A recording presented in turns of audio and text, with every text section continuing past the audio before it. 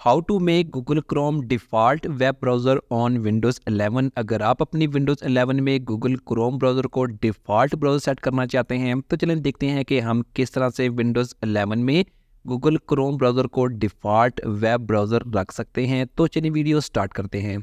सबसे पहले आपने क्या करना है कि यहाँ से विंडोज़ की सेटिंग ओपन करनी है और इसके बाद आपने यहाँ से ऐप्स में जाना है। ऐप्स में जाने के बाद यहाँ पर आपको डिफ़ॉल्ट ऐप का ऑप्शन नज़र आएगा। आपने यहाँ से डिफ़ॉल्ट ऐप पर क्लिक करके इसे ओपन करना है।